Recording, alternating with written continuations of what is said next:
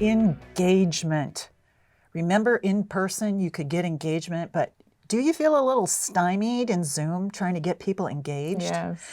What if they could raise their hand and then actually make their mark? Do you think they'd be more engaged? Yes. Yes, they would, exactly. And that is what annotation is all about. And you as the host are going to navigate your people through participation. And once they learn how to do this, they are going to do it with ease, and you are going to get incredible feedback, which lets you be an even more effective host. Good? Excellent. Yes. I've just set up a little sample here. I am already in the whiteboard.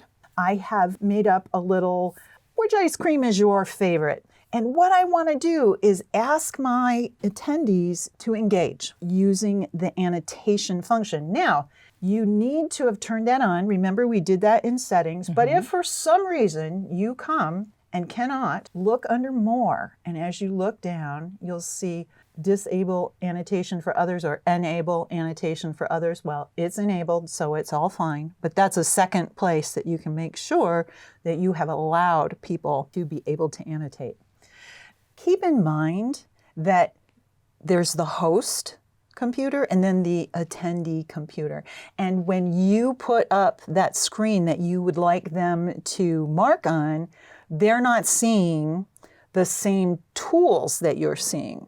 Your screen does not look like your attendee screen, and that's the only tricky part about annotation. Now, if you look at your screen, you can see up at the top where it says that you are viewing my screen, and then it says View Options. If you click on View Options, one of those choices is Annotate. Yes. If you click on Annotate, now you are going to be able to, in this case, which is your favorite ice cream? Ooh, and I get to write on your screen? Yes. Look at that toolbar. That should look familiar to you. It's the same toolbar we looked at in the last lesson. So you can text. Look, you did the drawing. That's great. How about click on Stamp for a moment and pick one of the symbols. Which one do you love? Oh, I love vanilla. Or I love whatever. There you go. Here's a place where you could use, if you go under Spotlight and you use that arrow, you could click on the one you want, and now you even have the person's name that says which ice cream they like.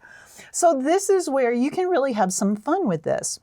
And it doesn't have to be the whiteboard. You can have your slide deck running. And let's put a slide in there where you know you want to break the ice. You know you want your people to start getting in there. So put in a picture of something that they can vote on. They just annotate and they come vote, and you can see, oh, everybody's interested in this part or that part, and you can actually even tailor how you present what you're presenting. You could ask them what their level of knowledge is, and you could tailor the presentation based on their feedback to you.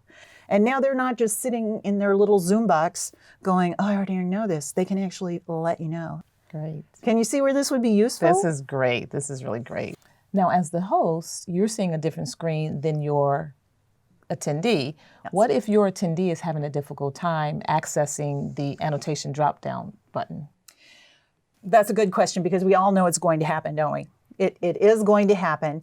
You could prepare some tutorial shots for them that you could put before you even began, so that they could see, and view options. The next one it says annotation. Great, now we're on the same page. So that is how we invite people. We get them to engage, and now they have a stake in the meeting.